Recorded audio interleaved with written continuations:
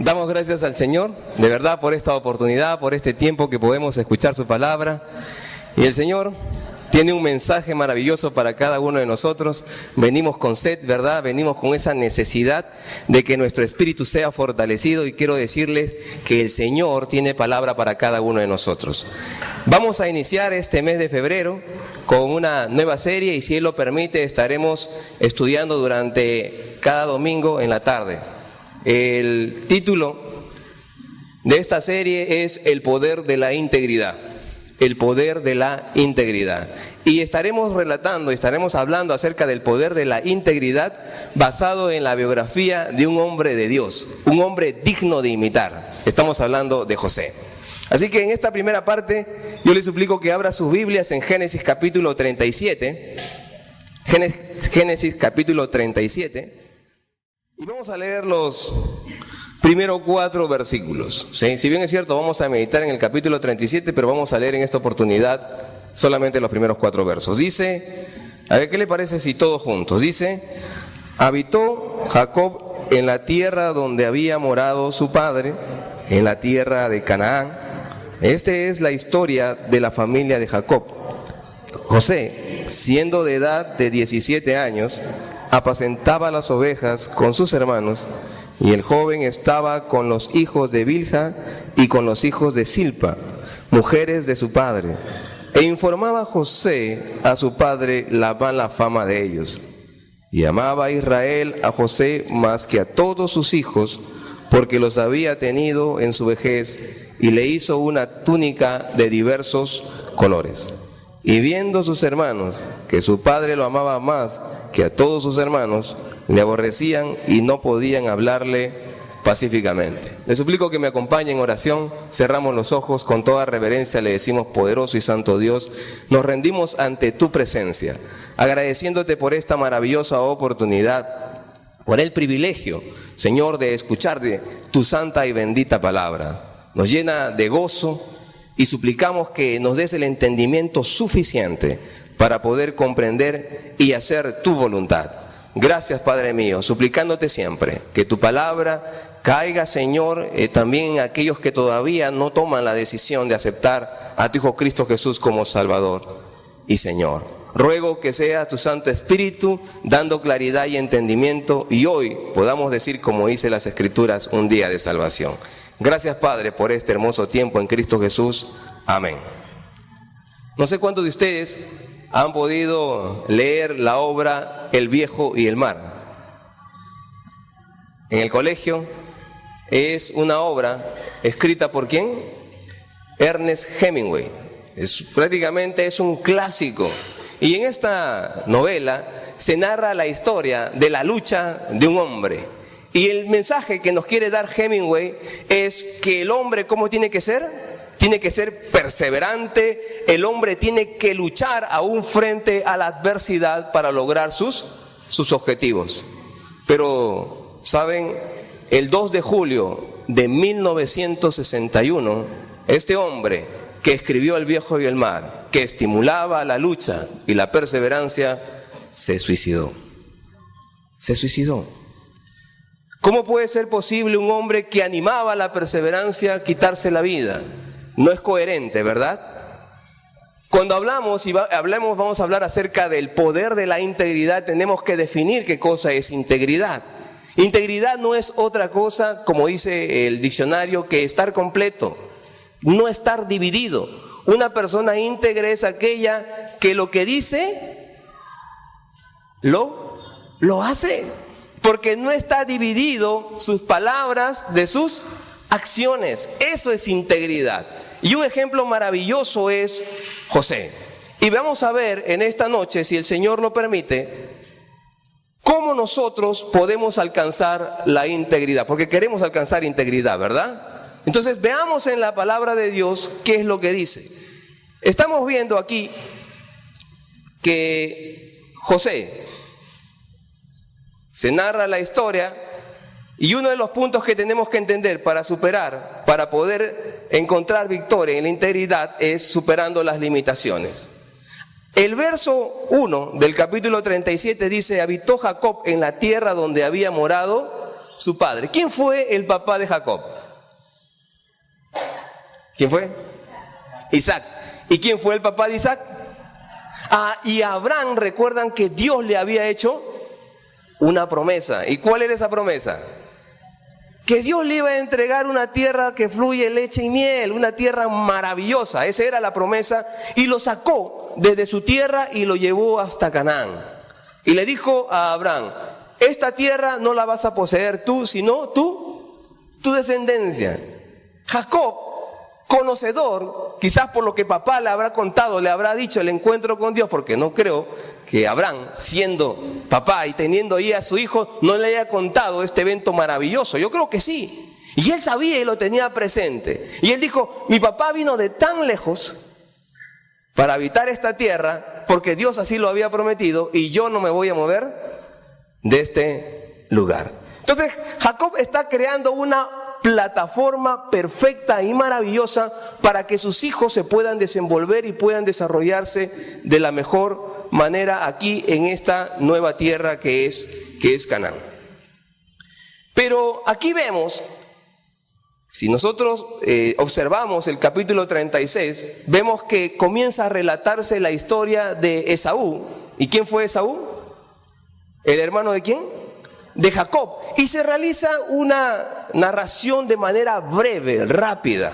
En cambio, aquí se va a comenzar a hacer una narración lenta, un poco más detallada, y no solamente eso, sino que se va a centrar no en los 13 hijos que tuvo Jacob. Jacob tuvo 12 varones y una mujer. No se centra en los 13, sino en quién se va a centrar. En uno de ellos, José, quien es objeto de nuestro estudio, de quien decimos que tenemos que aprender mucho, porque era un hombre en quien la integridad lo hacía poderoso a este varón. Y la Biblia dice que él tenía ¿cuántos años? 17 años. 17 años solamente él tenía, y dice que él estaba con los hijos de Silpa y Bilha. ¿Quiénes eran estas mujeres? Jacob había tomado malas decisiones. ¿Cuántas mujeres tuvo Jacob? Bueno, primero estuvo con Lea, después con Raquel.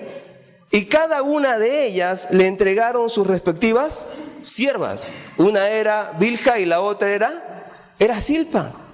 En total 4 mujeres. Dime, ¿eso acaso no va a traer problemas en un hogar? De hecho que sí. De hecho que sí, hay problemas y problemas serios. Dice la palabra del Señor que él comienza y trabajaba con los hijos, o sea, con sus medios hermanos. Pero acá hay algo interesante, que si bien es cierto, José era un hombre íntegro, no lo fue desde el primer momento. Es decir, que le tomó, es todo un proceso de crecimiento. Siempre estuvo perseverante por alcanzar siempre la voluntad de Dios, pero eso no significa que estuvieran exentos de errores. José tuvo problemas, y uno de esos problemas es que la palabra de Dios dice que tenía limitaciones en cuanto a sus apreciaciones. Cada vez que él hacía una apreciación, su actitud era limitada. ¿Qué era lo que contaba acerca de sus medios hermanos? Las cosas malas que ellos hacían. Ahora, ¿es bueno relatar las cosas malas que una persona hace? Claro que sí.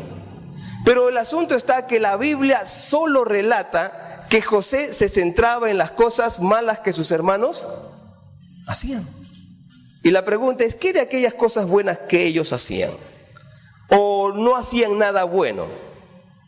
Cuando una actitud es limitada, ¿saben qué es lo que sucede? Sucede que uno solamente comienza a observar el error en las personas, y es incapaz de poder distinguir los aciertos en la vida de otra persona. Y eso pasaba. ¿Y por qué lo notamos? Porque la Biblia así lo dice. Pero también en un sentido es disculpable, porque ¿cuántos años tenía? 17 años. Bueno, es un adolescente y está en pleno crecimiento y desarrollo y madurez. Pero ¿qué si se tratara de una persona ya adulta, una persona avanzada en años, donde se espera otra actitud? Y una de las cosas para seguir creciendo y poder obtener integridad es seguir creciendo como persona. José tenía que superar eso. José tenía que dejar de mirar el error solamente en las personas, sino tener una mirada mucho más amplia. También poder observar los aciertos. ¿Qué es lo que sucede cuando nosotros solamente nos enfocamos en los errores de las personas? Bueno, es una evaluación mezquina, porque no es una evaluación completa acerca de la persona. Si nosotros somos honestos con respecto a nuestras propias vidas, ¿hay cosas buenas? ¿Hay aciertos en nuestras vidas? Sí. ¿Pero acaso no habrá errores en nuestras vidas? ¿Y qué cuando nosotros somos las personas que cometemos los errores? ¿Lo pasamos por alto con facilidad? ¿O somos tan estrictos como lo somos con otras personas? Si nosotros no somos capaces de evaluar nuestro error, no somos capaces de darnos cuenta cómo nos están viendo las otras personas, va a ser muy difícil que podamos seguir creciendo. Yo entiendo que José superó esta situación. Yo entiendo que José creció, porque vamos a ver al final de la historia, y muchos conocemos el final de la historia de José, que es un hombre que realmente es digno de imitar. El 14 de julio de 1789 ocurrió la Revolución Francesa. No es otra cosa que el pueblo se sublevó para matar ¿a quién? Al rey. Querían desaparecerlo al rey. En esa época estaba gobernando Luis XVI. Luis XVI, y el pueblo había tomado la Bastilla. ¿Saben qué escribió Luis XVI el 14 de julio de 1789? El día de la Revolución, él abrió su diario y escribió esta palabra: nada. Escribió eso. Nada. Imagínate, un rey se estaba cociendo en su reinado una revolución, y él, ¿qué fue lo que pudo identificar? Nada. Y conocemos el triste final. Terminó perdiendo la cabeza. No fue capaz de observar los problemas que ocurrían en su momento, y le costó la cabeza. ¿Tú y yo somos capaces de poder ver nuestros errores? Si queremos observar los errores en los demás y aún corregir y ayudar y confrontar a los demás, ¿dejamos que otras personas nos confronten? ¿O somos muy rápidos y ávidos para evaluar, pero cuando alguien nos evalúa, no, ahí nomás, lejitos? Si nosotros no tomamos una postura de querer aprender, de querer reconocer nuestros errores, va a ser muy, muy difícil que ocurra un crecimiento, madurez y por ende poder en la integridad. ¿Qué más ocurría con José? ¿Qué más él tenía que superar? No solamente una actitud limitada, él también tenía que superar una sabiduría limitada. Era un hombre con solo 17 años, solamente 17 años.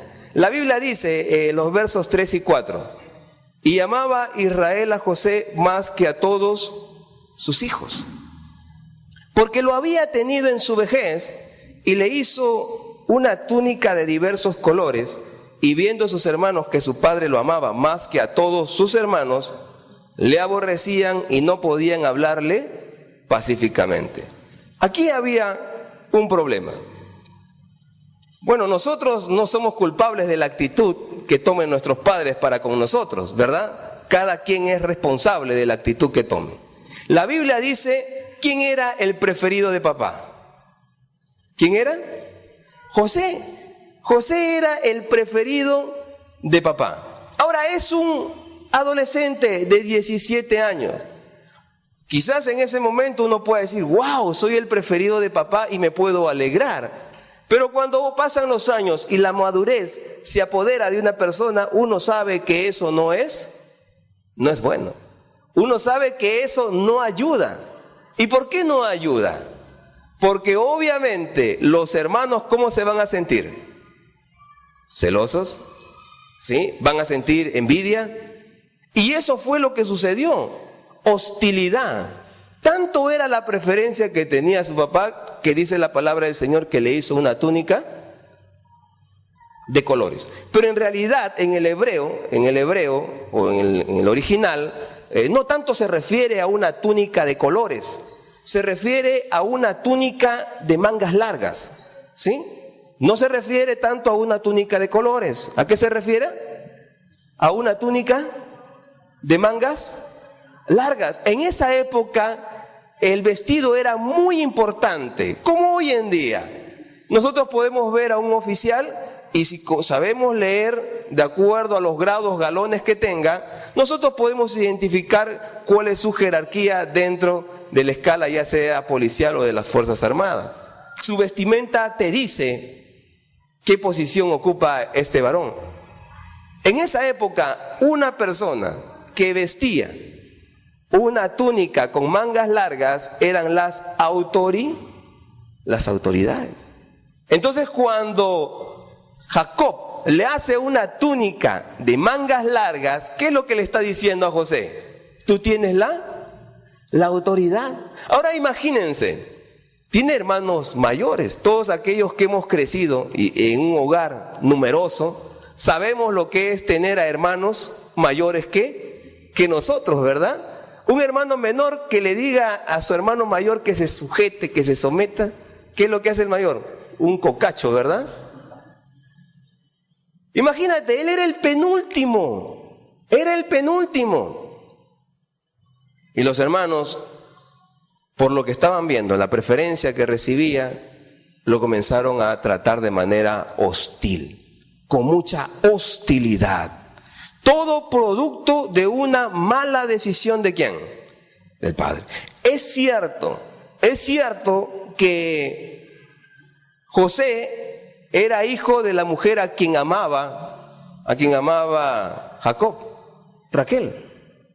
Era el hijo de la mujer a quien amaba. Pero la Biblia dice que él tenía preferencias por José porque lo había tenido en su vejez. Pero si fuera así, ¿quién hubiera tenido más privilegios? El menor de todos, ¿verdad? ¿Y quién era el menor de todos? Benjamín. Pero no vemos en la Biblia que se relate, que se describa esa situación, solamente esa predilección. Y tengamos cuidado, padres, tengamos mucho cuidado en comparar a los hijos. Cuando un hijo saca buenas notas, mi hijo, sacamos pecho, ¿verdad? Pero cuando saca mala nota, anda a hablar con el profesor porque no sé qué ha hecho tu hijo. Cuando ocurre algún problema, no asumimos. Hermanos, no debemos comparar. Nunca debemos comparar. Hay algunos que dicen, mi hijo, sí, el segundo es inteligente. ¿Y los demás? ¿Los demás qué son? Y muchos padres equivocadamente a veces tratan de jerarquizar a sus hijos. Dicen, no, porque este domina matemática, es inteligente. O sea que aquel que domina matemática solamente es inteligente. No es así, hermanos. Existen diferentes habilidades y los padres tenemos que tener la capacidad para poder identificar las diferentes habilidades de nuestros hijos. ¿Cuántos padres están desesperados? Ya empieza la matrícula siquiera para los colegios, ya están desesperados, quieren un colegio en el cual a su hijo les tenga con matemática. Quieren que aprendan a leer a los 3, 4 años. Y les generan un estrés a los hijos innecesario. Mire, Dios ha hecho a todo ser humano a su imagen y semejanza. ¿Todos somos inteligentes o no lo somos? Sí. En diferentes áreas, sí, pero inteligentes. Algunos son inteligentes para la música, otros son inteligentes en los deportes, que se llama inteligencia cinética, otros son inteligencia para las artes. Pero creer que solamente un grupo determinado, porque sabe quizás algunos logaritmos, es más inteligente que otro, no es acertado. Y aquí cometió un grave error, porque al mostrar la preferencia, lo único que logró es meter en aprietos ¿a quién? A José. Pero José era un adolescente y no tenía todavía la sabiduría suficiente como para poder conversar a solas con papá y decirle: papá, lo que estás haciendo no está bien. Tú no debes manifestar una preferencia por alguno, mucho menos por mí ni por nadie. Tú tienes que amar a cada uno de tus hijos de la misma manera. Pero obviamente todavía su sabiduría era limitada porque él todavía era un adolescente. Pero ¿qué de aquellos que ya tenemos cierta edad y notamos que existe algún tipo de privilegios? Solamente, no es un privilegio siquiera ganado, simplemente es por el azar del destino. ¿Saben? Nosotros no debemos tanto buscar privilegios. Si queremos crecer como personas, ¿eso va a costar o no va a costar? Sí. Si queremos madurar, va a costar. En los niños existe un diagnóstico que se llama el dolor de crecimiento. El dolor de crecimiento es un diagnóstico relativamente común en los niños. Y lo que está diciendo es que el crecer duele. El crecer duele. Y si nosotros queremos crecer espiritualmente, queremos crecer para la gloria de Dios, ¿va a doler o no va a doler? Sí, va a haber dificultades. No es un camino empedrado de privilegios, pero sí la palabra de Dios nos asegura que el camino de Dios es el mejor camino a seguir. En los versos del 5 al 11,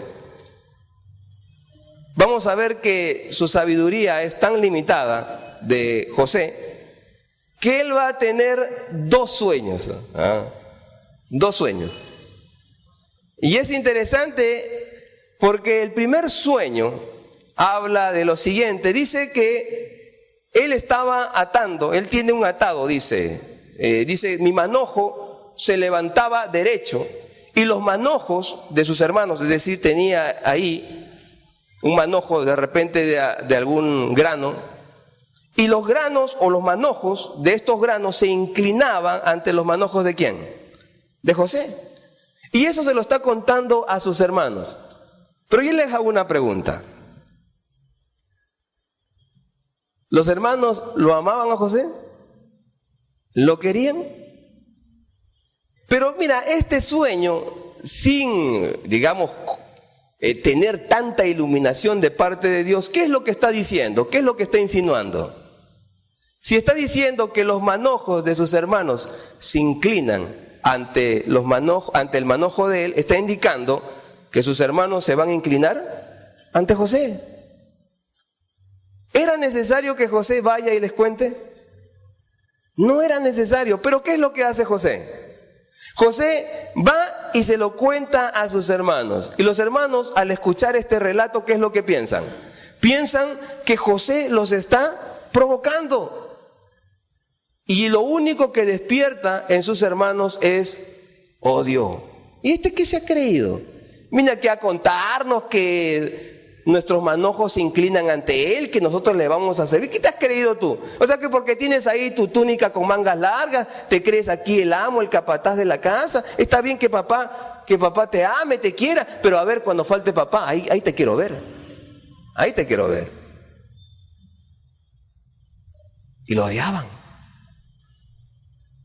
La palabra de Dios y las promesas de Dios no están en función si nosotros lo contamos o no lo contamos. La palabra de Dios y las promesas de Dios se cumplen porque Dios siempre dice la verdad. Él no es hombre para que mienta. Él no miente. No había necesidad de contar, pero Él lo contó. ¿Qué va a suceder? Él va a tener otro sueño. Otro sueño. El verso 9. Se soñó, dice, aún otro sueño. ¿Y qué va a hacer? ¿Qué es lo que dice? Verso 9. y lo contó a sus hermanos, diciendo: he aquí he soñado otro sueño, he aquí que el sol y la luna y 11 estrellas se inclinaban a mí. Y lo contó a su padre y a sus... Yo les digo, es sabio, después de haber recibido los silbidos y protestas de sus hermanos, ¿era necesario que nuevamente les contara este sueño? ¿Era necesario? No era necesario. Pero ¿qué es lo que hace José? Va y se los cuenta. Y no solamente se lo cuenta a sus hermanos, sino ¿quién estaba presente? El papá. ¿Y cómo reaccionaron los hermanos? La palabra del Señor dice que le odiaron aún mucho más. Si Dios le estaba hablando a él, no había necesidad de que él comentara ese mensaje. Y es más, era el mensaje exclusivamente para él. Pero en su sabiduría limitada, porque él todavía está creciendo en madurez, le hace abrir la boca y se mete en... Tanto es así que dice la palabra del Señor que su padre lo reprende. Lo reprende. ¿Y por qué lo reprende? Porque lo que él está diciendo no es otra cosa que, dice que el sol, la luna y 11 estrellas se inclinaban ¿ante quién? Ante él. No es otra cosa que tanto papá, mamá y sus 11 hermanos se iban a inclinar ante él. Y el papá dice: oye, esto suena a provocación. Hijo, no es atinado. ¿Por qué lo cuentas? La vez pasada, por contar lo mismo o algo parecido, casi te golpean y quizás te hubieran hecho otra cosa. ¿Por qué tuviste que contarlo? No había necesidad. Pero lamentablemente, José tomó la mala decisión de contarlo metiendo en problemas. Nosotros tenemos que actuar con sabiduría. Y sabiduría no solamente implica decir lo correcto, sino también implica decirlo de la manera correcta, en el momento correcto. Y ninguna de estas cosas estaban presentes en el relato que le hizo José a sus hermanos y su papá.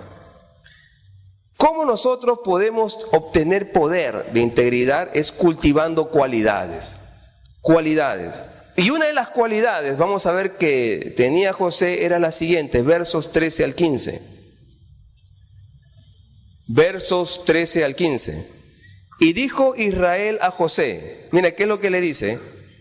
Tus hermanos apacientan las ovejas en Siquem, ven y te enviaré a ellos. Y él respondió: heme aquí. E Israel le dijo: ve ahora, mira cómo están tus hermanos y cómo están las ovejas, y tráeme la respuesta. Y lo envió del valle de Hebrón y llegó a Siquem. Mire la tarea que le está mandando su padre. Dice: ¿dónde estaban sus hermanos? Estaban en Siquem. ¿Qué había sucedido en Siquem? ¿Por qué el papá está enviando y dice: quiero que veas a tus hermanos? En Génesis 34, el verso 25, va a aclarar y nos va a dar más luz respecto a este episodio.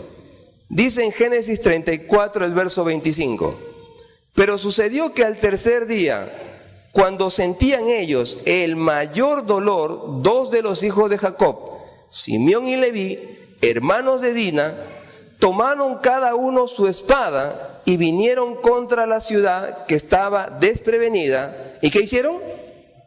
¿Mataron a todo? ¿Qué había sucedido? Cuando ellos estuvieron en Siquem, estuvo ahí la familia en Siquem, un varón llamado Siquem deshonró a su hermana, que se llamaba Dina. Y los hermanos se enfurecieron. ¿Por qué? Porque había deshonrado a su hermana. Y él le estaba pidiendo en matrimonio. Pero los judíos no se casan con personas que no sean judías. Entonces llegan a un acuerdo, le dicen, nosotros nos vamos a casar con sus mujeres y ustedes con nuestras mujeres, pero para que ocurra eso, ¿qué es lo que tienen que hacer? Tienen que circuncidarse. Y entonces ellos acceden, se circuncidan, y la palabra de Dios dice que al tercer día, cuando el dolor apremiaba, yo no me imagino cómo será el dolor de una circuncisión y sin anestesia y con todos los avances de la medicina que tenemos hoy día, ni aún así yo me la haría, pero ahí se lo hicieron. ¡Qué doloroso! Y en el mayor dolor, en el día que causaba mayor dolor, ¿qué hicieron Simeón y Leví? Mataron a todo varón. ¿Dónde estaba ocurriendo este evento? En Siquem. En Siquem. Entonces, Jacob, quizás preocupado, ¿qué pasa? ¿Qué estará pasando con mis hijos? Porque de repente algún pueblo vecino trate de vengar la muerte que provocaron mis hijos y de repente los estén buscando para matar. José, ve, averigua cómo están tus hermanos. ¿Está loco? ¿Me matan? Que los maten a ellos, hubiera dicho. Pero eso fue lo que dijo José. No. Y eso habla de una cualidad que tenía José. Era obediente. La empresa que el papá le estaba encomendando no era tarea fácil. No solamente se trataba de caminar largas distancias, sino que estaba yendo a un lugar muy peligroso para la familia de Jacob. Muy peligroso. Pero a pesar de ello, él no puso peros, sino que siguió adelante. Tiene que haber obediencia. No podemos pretender crecer espiritualmente si no hay esa cualidad en nosotros. No podemos decir y pedir que tengamos poder espiritual si no nos ponemos al servicio de nuestras autoridades. ¿Quiénes son las autoridades que Dios ha puesto? Primeramente los padres. Y las autoridades que nosotros conocemos. Entonces, si hay autoridad, que son los padres, y si papá dice, no lo hagas, no lo hagas, ¿qué le conviene a un hijo o a una hija? ¿Qué le conviene? A veces, como hijo también lo digo, a veces no sé qué nos pasa, o a veces no sé qué me pasaba, porque ya no estoy bajo la tutela de mi papá. Pero a veces no sé qué me pasaba y creía yo que cuando papá y mamá me decían no a esto, es porque ellos tenían algo contra mí. Y que papá y mamá estaban maquinando algo para molestarme y fastidiarme. Una idea, pero pasaba eso por mi mente. Una idea totalmente equivocada. ¿Qué se espera de papá y mamá? Que cuiden a los hijos. Y en la gran mayoría, salvo excepciones, pero en la gran mayoría, los padres quieren lo mejor para los hijos. Y le dan un buen consejo. Y le dicen, haz esto o no lo hagas.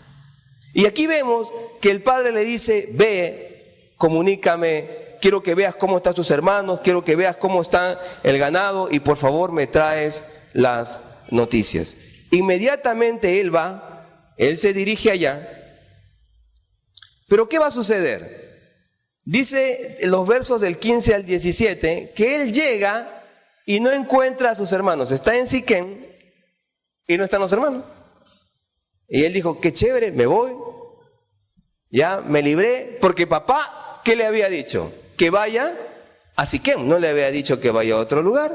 Así que él bien pudo haber dicho, papá, yo fui a Siquem, no los encontré. ¿Dónde estarán, papá? No lo sé. Y él se hubiera venido. Pero ¿sabes qué? Otra cualidad es que es un hombre perseverante. Dice que un hombre lo ve ahí él buscando y le dice, y él pregunta por sus hermanos, y este varón le dice, ¿saben? Tus hermanos se han ido para Dotán. Porque yo les escuché decir eso. No es que me lo dijeron, sino que estaban hablando entre ellos y yo escuché. Por ahí se escapó una vocecita diciendo que se dirigían a Dotán. ¿Y qué es lo que hace José? Inmediatamente emprende él el viaje. El viaje, ¿por qué? Porque era un hombre perseverante, él no se iba a detener sencillamente diciendo, bueno, mis hermanos no están y aquí queda todo. No, no, no. Ese no es el José. Él, podemos ver en esta actitud que él apreciaba y valoraba también a sus hermanos. Pero, ¿qué más tenemos que hacer nosotros? ¿O cómo podemos alcanzar poder en la integridad? Aceptando también la adversidad. Porque José está yendo a hacer un bien ¿a quiénes? A sus hermanos. Se está dirigiendo a ese lugar y dice Génesis 37:20. Ahora pues, venid y matémosle y echémosle en una cisterna y diremos, alguna mala bestia lo devoró y veremos qué será de sus. Ellos comienzan a maquinar. Lo ven ahí de lejos porque su ropa destacaba, no era cualquier ropa. En esa época era muy fácil distinguir una buena ropa. Mira, ¿quién viene allá? Es José, ese soñador. Y todos los hermanos inmediatamente se fastidian y dicen, ¿ahora qué es lo que vamos a hacer con José? Lo vamos a matar. Así como mataron a aquellos varones en Siquem. Bueno, si mataron a muchos, ¿qué se trataba de uno? Mucho menos tratándose pues de un tipo como José, a quien odiaban tanto. Y José está yendo para saber cómo están ellos, y ellos maquinando en su corazón. Dice la palabra del Señor que cuando llegó él, inmediatamente, ¿qué le quitaron? Le quitaron su vestido. Fue lo primero que le arrebataron. ¿Y sabe por qué? Porque el vestido que tenía él, la túnica que él poseía, ¿qué reflejaba o qué revelaba? Autoridad. Autoridad. Así que tú tienes autoridad. Le arrebataron, le quitaron. A ver pues, mándanos. A ver pues, manda. Aquí estamos. ¿No dices tú que nosotros nos vamos a inclinar ante ti? ¿No dices? Ya pues. A ver, pide que nos inclinemos. ¿No dices que el sol, la luna y 11 estrellas se van a inclinar ante ti? Nos vamos a inclinar. ¡Pum! Lo empujaron a la cisterna. Lo empujaron a la cisterna. La palabra de Dios no revela que José haya gritado o haya dicho alguna maldición o alguna grosería contra sus hermanos. Porque sus hermanos pudieron haberle quitado las prendas, pudieron haberle quitado la túnica, pudieron haberle quitado aún la libertad, pero no le quitaron su integridad. No le quitaron. Y José estaba allí. Y dice que después que lo colocaron allí en la cisterna para matarlo, ¿quién viene? Dice el mayor de todos, Rubén, le dice, no lo vamos a matar. No lo vamos a matar, lo único que vamos a hacer es que él quede ahí en la cisterna. ¿Y quién era Rubén? Era el mayor de todos. Era el mayor. ¿Quién, de acuerdo a las costumbres de la época, quién debía tener la autoridad sobre todos los demás hermanos? Era el mayor. En este caso Rubén. Y Rubén está diciendo, miren, si yo, siendo, digamos, el directamente afectado, no quiero matarlo, ¿por qué ustedes quieren matarlo? No, déjenlo ahí en la cisterna. Y lo dejan en la cisterna y dice la Biblia, ¿qué se pusieron a hacer después de colocarlo ahí? Se pusieron a comer. Eso no es perverso. Cuando sabemos nosotros de noticias de asesinos que matan y después de haber matado se ponen a comer al costado del cuerpo. Esto es perverso, ¿verdad? Y aquí vemos a los hermanos, después de haberlo lanzado ahí al hoyo, en esta cisterna, ellos tranquilamente están comiendo. Tranquilamente. Qué triste escena. Qué triste escena. Pero José está aceptando la adversidad, momentos difíciles, pero estoicamente él lo viene aceptando.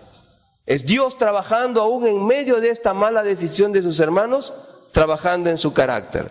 Están comiendo y la palabra del Señor dice que una compañía de ismaelitas, de comerciantes, están pasando por allí y dice, ¿por qué habemos de matarlo? Dice Judá, mejor hay que venderlo. Hay que venderlo, imagínate. Sí, hay que venderlo porque Él dijo que nosotros íbamos a ser sus siervos. Nosotros nos íbamos a inclinar ante Él. Nosotros íbamos a ser sus esclavos. ¿Qué esclavo? Te vamos a vender para que seas tú el miserable esclavo. A ver pues, a ver tu sueño, ahí está. Se cumple, a ver, tú que tanto soñaste. A ver, dijiste que nos íbamos a inclinar y dice la palabra del Señor que José es vendido por 20 piezas de plata. Momentos difíciles. La Biblia no declara, y ojo, que cuando Dios nota algún defecto en alguno de los héroes de la fe, la Biblia lo relata o no lo relata. Uno de los personajes bíblicos, un héroe, es David, y a David se le llama el hombre conforme al corazón de Jehová. Pero Dios, a pesar de que es un héroe bíblico, Dios no calla el pecado que tuvo David con Betsabé, no lo calla. Dios no oculta, sino que lo muestra. Si José hubiera actuado de mala manera en medio de esta situación tan difícil, ¿creen ustedes que no hubiera quedado registrado aquí? Yo creo que sí. Pero la Biblia guarda silencio. No se menciona. Hay un mutismo con respecto a las palabras que pudo haber pronunciado José. Él calla, él acepta esta situación. Es triste que los hermanos estén actuando mal, pero saben, él estaba dispuesto a no actuar mal. No puedes hacer nada, créeme, no puedes hacer nada para que las personas no hablen de ti. O si alguien quiere hablar mal de ti, no puedes evitarlo. Dice, no, sí, puedo evitarlo comportándome bien. Si yo me comporto bien, entonces nadie va a hablar mal. No es tan cierto. Porque aquella persona que quiere hablar mal de ti, no necesita que te portes bien o te portes mal, sencillamente lo va a hacer. Lo va a hacer. No podemos evitar que las personas hablen mal de nosotros, pero sí podemos evitar hablar mal de otros. Eso sí podemos evitar. Un consejo que acostumbro, me lo dieron en una oportunidad y se los entrego. Seamos fieles a los ausentes. Seamos fieles a los ausentes. Cuando alguien viene a hablarme a mí, de otra persona, y quiere hablarme cosas malas respecto a esa persona, bueno, lo mejor que hago es desviar la conversación, aporto cosas buenas respecto a esa persona, o sencillamente me retiro. Yo no quiero participar. ¿Qué pasaría? Estás en tu casa, estás regando tu jardincito y viene una persona, un transeúnte, ahí con su bolsa de basura y ¡pac!, te lo deja en tu puerta. ¿Qué harías? ¿Qué harías si alguien hace eso? ¿Qué harías? ¿Te alegrarías? Lo dudo. Te fastidiarías, ¿verdad? ¿Por qué? Porque está dejando basura en tu casa. Mira,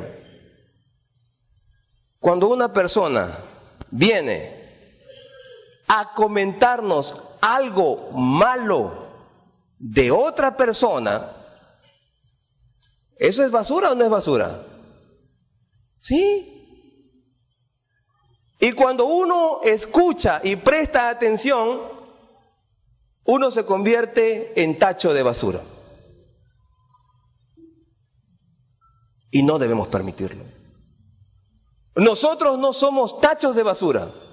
Y si alguien quiere vertir su basura, pues que lo haga en otro lugar, pero no con nosotros. Y aquí vemos a José, un hombre que está pasando un momento tan difícil, tan duro.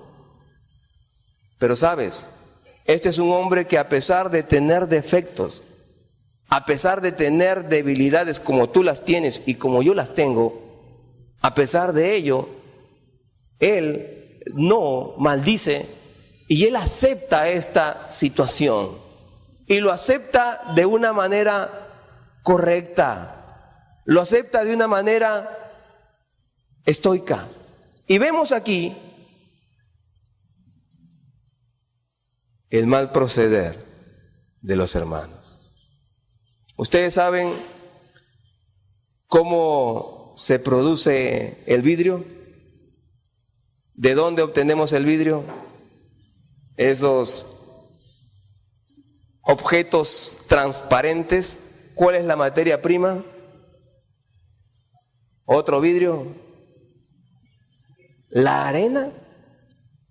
Y uno se pregunta, ¿cómo la arena, siendo un objeto o un producto opaco, se convierte en algo transparente? ¿Cómo? ¿Qué hay que hacer con la arena? Hay que someterlo a altas temperaturas. Cuando se somete la arena a altas temperaturas, la arena se vuelve transparente. Transparente.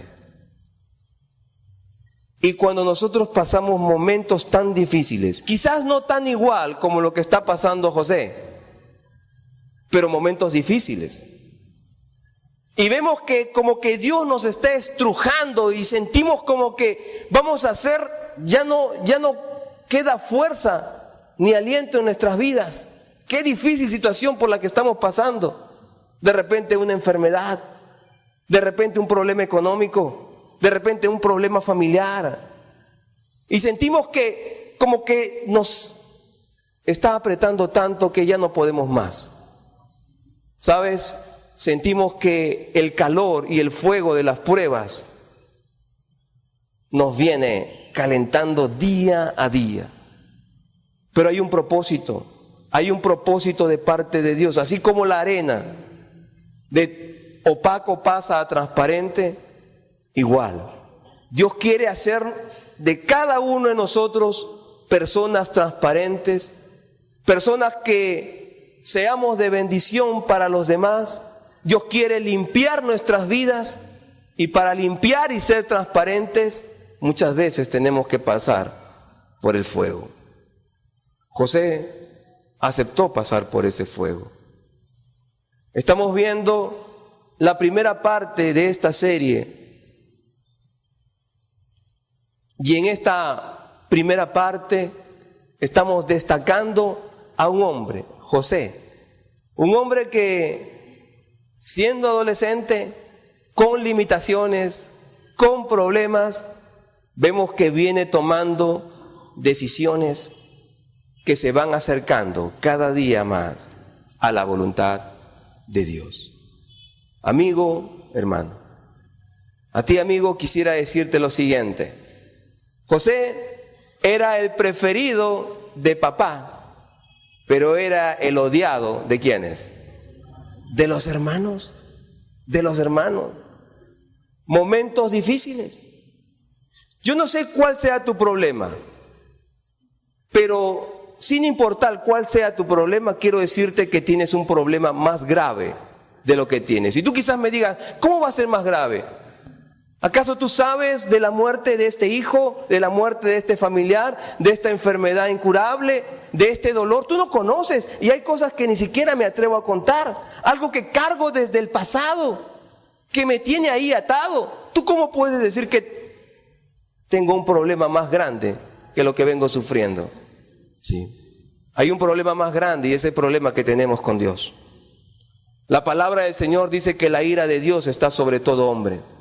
¿Debido a qué? Debido al pecado. Tú y yo somos pecadores. Y hay una sentencia para todo pecador.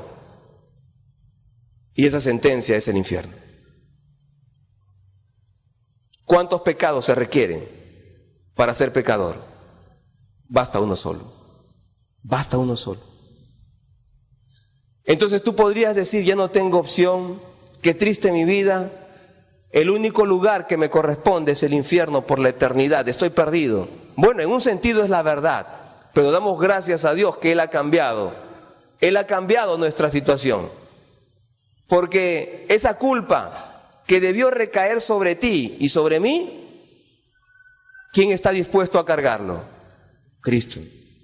Cristo está dispuesto a que la culpa que tú mereces recibir y que yo merezco recibir, Él quiere cargarla. Pero para que eso suceda, tú tienes que decirle, Señor, reconozco que soy pecador, Señor, me arrepiento y te acepto como mi Dios y Salvador. ¿Qué significa aceptar a Cristo como Dios y Salvador? Significa que Él toma las decisiones por nosotros. Si tomamos esa decisión, déjame decirte que Dios es fiel. Él ingresa a nuestros corazones, limpia nuestros pecados y nos regala la vida eterna. Amigo, amiga, ¿no quisieras tú en esta noche aceptar el regalo de la salvación, reconocer a Cristo como tu Señor y Salvador? ¿No quisieras contar con esa maravillosa bendición? Dios está llamándote. Yo te animo a que tomes esa decisión. ¿Qué de aquellos que ya tenemos a Cristo? ¿Qué de aquellos? Nosotros, hermanos, ¿cómo están nuestras vidas? ¿Estamos creciendo? Si pudiéramos evaluarnos y vernos de acuerdo al crecimiento que está teniendo José. José solamente se enfocaba en sus inicios, solamente en ver el error en las personas. Pero cuando lo vemos ahora en este capítulo, en el final de este capítulo, él ya no está mirando lo malo en sus hermanos, ni siquiera se está quejando de sus hermanos, ni siquiera los está insultando. Sencillamente está aceptando. Está triste, imagino yo, está dolorido, porque son sus hermanos los que están causándole ese daño. Pero vemos en la vida de José que está creciendo. Ya no es el mismo José. La situación, la adversidad lo está moldeando. Pero te hago una pregunta, hermano. ¿Necesitamos todavía pasar por un momento doloroso, triste, para comenzar a cambiar? ¿Necesitamos un episodio traumático en nuestras vidas para decir, Señor, ahora me arrepiento? Ahora sí, Señor, entiendo que tú tenías razón para decirme no te alejes. Tú tenías la razón, Señor, para decirme corrige tu camino. ¿Cómo están nuestras vidas? ¿Estamos creciendo? Y si estamos creciendo, qué bueno. Que siga así. Que no desmayemos. ¿Se van a seguir presentando pruebas? Se seguirán presentando pruebas. Pero la bendición, el ánimo y la esperanza es que aun cuanta prueba venga sobre nosotros, por encima de nosotros está Cristo Jesús, dispuesto a cargar cualquier situación por la cual nosotros pasemos. Pongámonos de pie, por favor. Y voy a suplicar a la iglesia que en este momento nos pongamos a orar conforme a lo que el Señor ha hablado en nuestro corazón. Si es un mensaje personal, directo, por algún pecado, es momento y oportuno que nos arrepintamos. Porque al corazón contrito y humillado Dios no desprecia. Jamás, no lo hace. Él no lo hace. Es tu decisión, es mi decisión. ¿Cómo estamos? José, cuando era un adolescente, solamente se enfocaba en el error de los demás. Y era incapaz de ver los aciertos en los demás. ¿Cómo están nuestras vidas? ¿Estamos enfocados en los demás? ¿Estamos evaluando nuestras vidas? ¿Cómo estamos delante de Dios? ¿Cómo estamos? Dile a Dios, habla con Él, presentémonos delante de Él. Hermano, hermana, te suplico que puedas también interceder por aquellos que en este momento el Señor está tocando sus corazones. No se trata del predicador, se trata del poder de Dios, se trata de su palabra. Y aun cuando José estaba siendo vendido por sus hermanos, la palabra del Señor dice de que todos te pueden abandonar, pero Dios jamás lo hará. Él nunca lo hará. Amigo, amiga, en esta noche, si tú quieres recibir a Cristo como tu Señor y Salvador, allí en tu lugar, repite conmigo, inclina tu cabeza y hazlo con fe. Repite conmigo: Dios, en esta noche me arrepiento, Señor, de mis pecados, y te suplico que me perdones. Me arrepiento y te ruego que tu Hijo Jesús entre en mi corazón. Lo recibo como mi Dios y Salvador.